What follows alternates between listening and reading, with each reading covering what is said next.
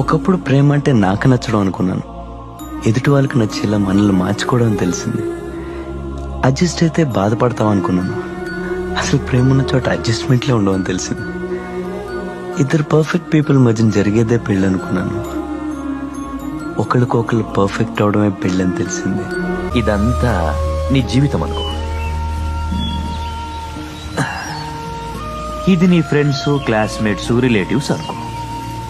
నువ్వు లైఫ్ ని ఎంత అడ్జస్ట్ చేసుకుంటే అంత ఎక్కువ మంది నీతోనే ఉంటారు.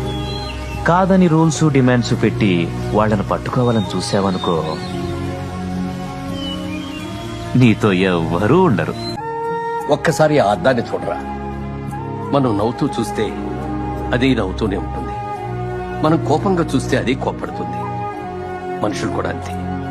నువ్వెప్పుడు అంటావు కదా, మనం వేధిస్తే అది మనకు తిరిగి వస్తుందని.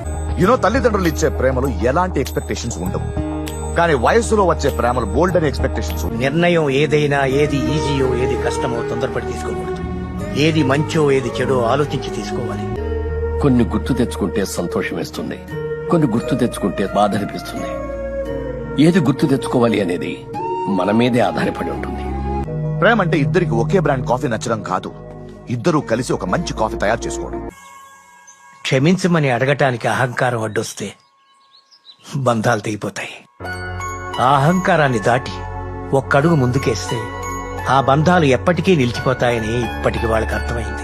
నీకు నచ్చిన అమ్మాయికి ప్రేమిస్తానని చెప్పే హక్కు నీకెంత ఉందో, నువ్వు నచ్చకపోతే రిజెక్ట్ చేసే హక్కు వాళ్ళకి అంతే ఉంది. అయినా నువ్వు ఇలా బెదిరించి డామినేట్ చేసి అమ్మాయిని దక్కించుకోవాలని చూస్తే ఆ లవ్ ఎక్కువ కాలం ఉండదు. ఎందుకంటే ప్రేమ అనేది ఇద్దరు ఈక్వల్స్ మధ్య